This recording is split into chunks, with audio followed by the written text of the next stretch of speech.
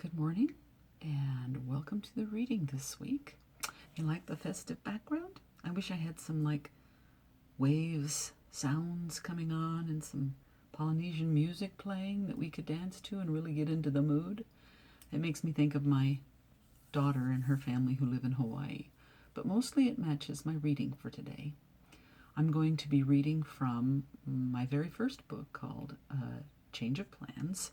It's been updated and newly released with some previously deleted scenes. I had some readers who commented on some stuff that my first publisher had asked that be removed, and I always wanted to bring those items back in, and now they're there. Anyway, I'm going to read you the tagline to kind of set up the reading since I'm not going to do it at the beginning. It was a relaxing vacation until the pirates and the shipwreck and the falling in love. So this takes place maybe about a third of the way into the story. They've escaped from the pirates, a small group of them, and you know that there's shipwreck mentioned, so this isn't a spoiler. This is kind of stuff that leads up to that. I jerked, startling myself awake with a sharp intake of breath. She'd been having a bad dream that I didn't want to give too much away with. The warmth of Braden's body against my back made me relax. It'd just been a nightmare. I sighed, sagging against him, and dozed off again, until a tug pulled me awake once more. Disoriented from sleep and the unexpected darkness, I lifted my head. Maria lurched as a small wave capped the side of the catamaran behind her. A surge pushed up under the trampoline, soaking Braden and me. I cried out and he cursed. We scrambled to untangle ourselves from the tarp and each other. The sky lit up, lightning scattering spider-like legs through the ominous black clouds. Finally free, he tossed the tarp aside and leapt to the deck.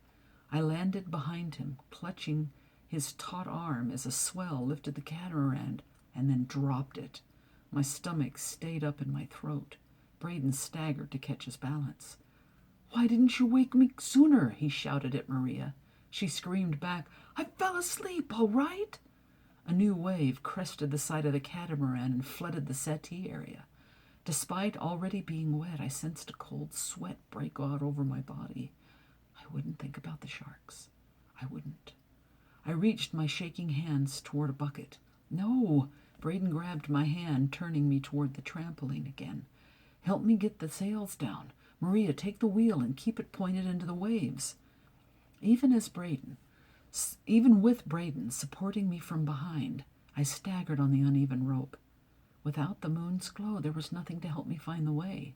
Lightning pierced the sky, followed by a boom of thunder.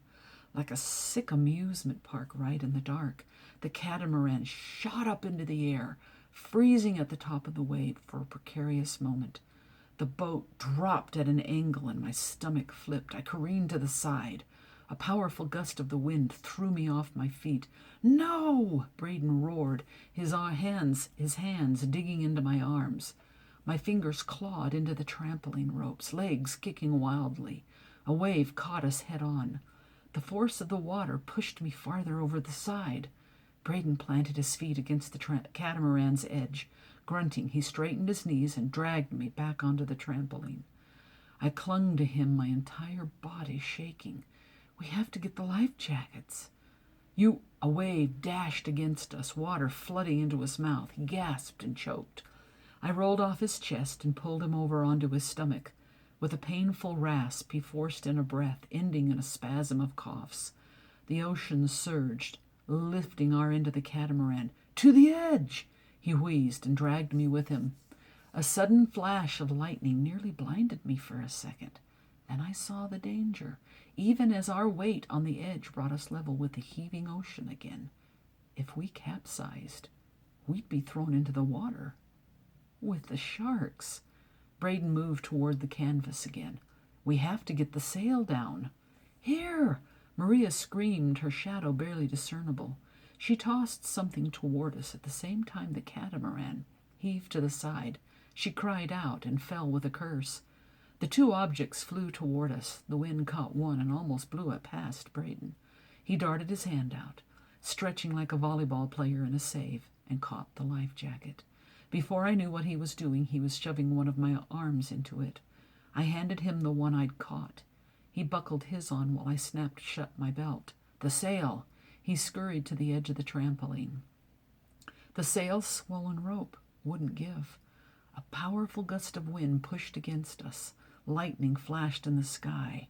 In a slow-motion kaleidoscope of grays and whites, the large sail veered down, as though a giant hand had flicked it. As the catamaran rose again, my stomach contorted. I started to slide and clutched at the trampoline rope. Braden and I clung to the netting.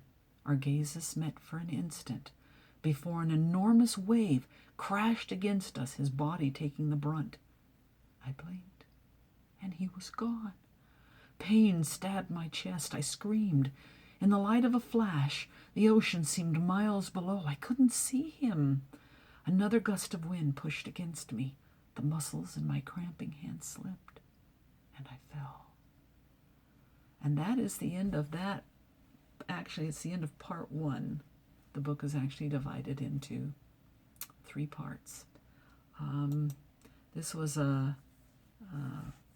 this is an adventure romance, and I, as a girl growing up, my father was career Navy, and we did live a couple of years in the Philippines, and we were there for a typhoon that hit us dead on, and so I am a little bit familiar with those powerful tropical storms and some of the things that they deal with on the island. So anyway, I hope you enjoyed that today, and I'll see you next week. Thank you.